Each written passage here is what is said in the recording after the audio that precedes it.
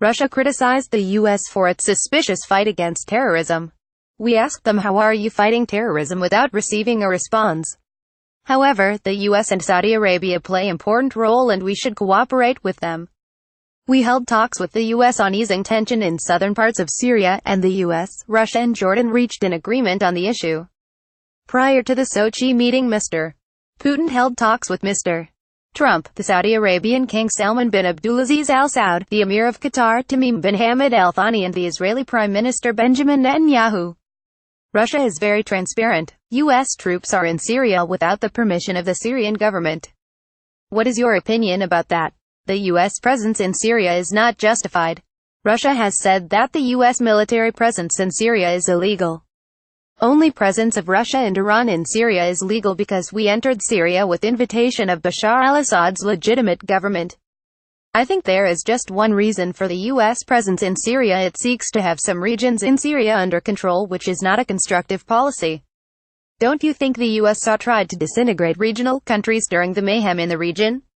We have always said that the Syrian crisis is rooted in the year 2003 when the U.S. invaded Iraq without permission of the UN Security Council.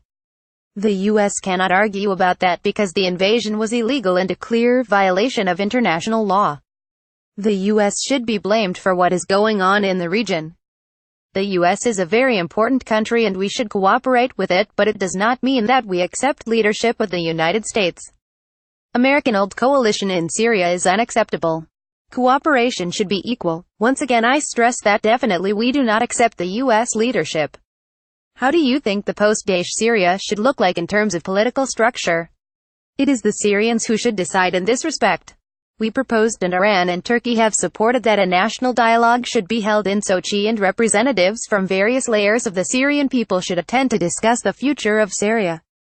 A committee should be formed to decide on the Syrian constitution, and after that an election should be held under supervision of the UN without foreign interference, and also Syria's territorial integrity should be protected.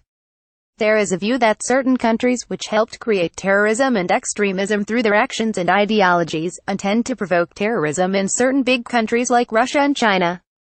What is your opinion? We have this bitter experience in North Caucasus during 90s. Terrorists who were fighting against the Russian government received help from some foreign countries. So, we prefer to counter terrorists from Russia or Central Asia and Syria to prevent them from returning Russia and continue their terrorist activities there, like terrorist attack on St. Petersburg metro which left many innocent people dead. So, we continue this fight against terrorism through legal actions. How do you think the ideology of Daesh should be countered? Daesh ideology should not be countered only militarily. The young generation should be educated. The people's living standards should be improved so that they will not become attracted to terrorist groups. People can be attracted to terrorism and extremist ideologies if they are unemployed and have economic difficulties. Since 2014, when the Ukraine crisis started, NATO has been creating negative atmosphere against Russia. How do you assess such propaganda? We evaluate the acts as very negative, however, they will not succeed. It is not the first time that NATO spreads negative propaganda against Russia. Russia is powerful militarily and has nuclear weapons and can defend itself. So, such propaganda reached nowhere.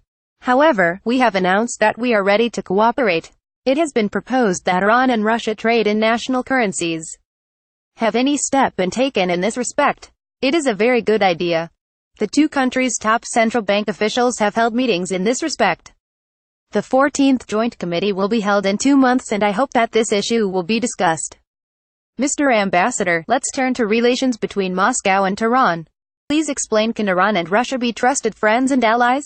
It has been 515 years that Iran and Russia have diplomatic relations. There are many pages in history of the ties between the two countries. We should have a view on future. The two countries have settled many issues such as the Bushehr nuclear plant and the S-300 missile system. The Russian and Iranian forces have been killed in Syria to serve one goal, which was fighting terrorism. All of these show that Iran and Russia can be united against the common enemy and challenges. The top officials' visits show that there are good relations between the two countries' officials and there is the political determination to move forward. How do you describe ties between Tehran and Moscow in a few words? Very excellent. As ambassador, I am very happy to say it. I am just worried about one thing, which is lack of efforts to use all capacities in both countries to expand relations. However, I am very satisfied with relations in tourism. Interview by Negari Saudi.